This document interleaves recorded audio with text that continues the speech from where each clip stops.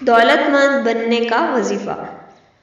آج میں آپ کو ایک ایسا عمل بتاؤں گی جس کے کرنے سے اللہ پاک آپ کے رزق میں وسعت اور برکت عطا فرمائیں گے اور آپ ہر قسم کی محتاجی اور تنگ دستی کو اللہ پاک اپنے فضل سے دور فرمائیں گے۔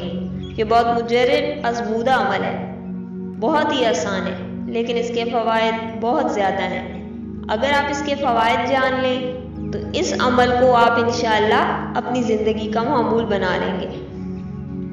اس عمل کو آپ نے روزانہ ہر نماز کے بعد کرنا ہے اور اس عمل کو پابندی سے کرتے رہنے سے انشاءاللہ آپ کی دنیا کی تمام مشکلات، پریشانیاں اللہ پاک دور فرمائیں گے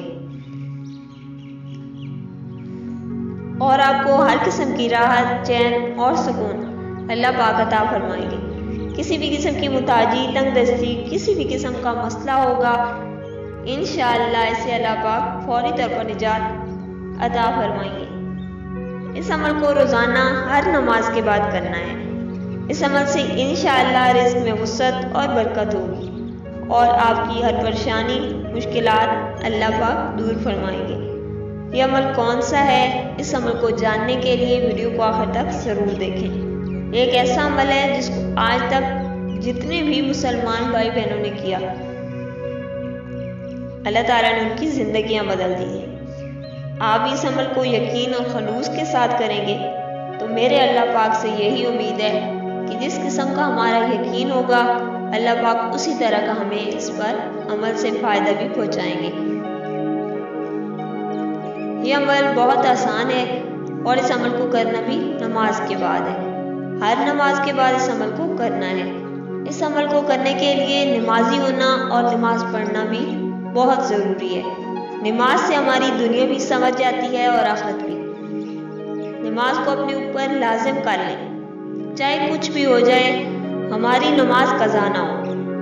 عمل آپ نے ایسے کرنا ہے کہ روزانہ ہر نماز کے بعد آپ نے اول 11 مرتبہ درود شریف پڑھ لینا ہے۔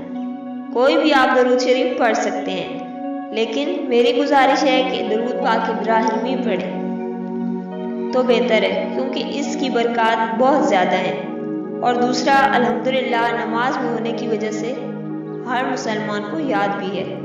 درود شریف کو پڑھنے کے بعد آپ نے تسبیح فاطمی، جو کہ حضرت فاطمہ رضی اللہ تعالیٰ عنہ کی تسبیح تھی، جو کہ نبی کریم صلی اللہ علیہ وسلم نے انہیں عطا کی تھی، اس تسبیح سے بڑھ کر کوئی اور چیز ہوتی تو آپ صلی اللہ علیہ وسلم اپنے بیٹی کو وہ چیز عطا فرماتے۔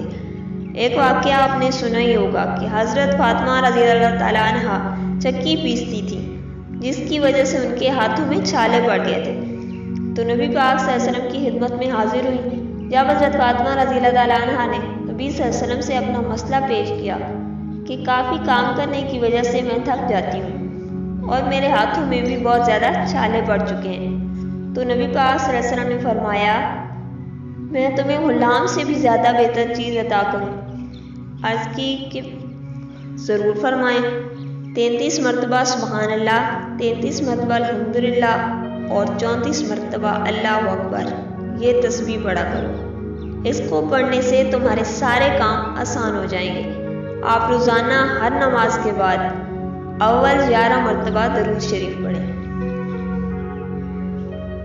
اس کے بعد تسبیح فاطمی 1 مرتبہ اور 100 مرتبہ یہ اسم، اس کو اس طرح پڑھنا ہے، یا غنیو یا غنیو یا غنیو یا اللہ۔ 100 دانے والی تسبیح آپ نے لینی ہے، ہر دانے پر ایسے ہی پڑھنا ہے، یا غنیو یا غنیو یا غنیو یا اللہ۔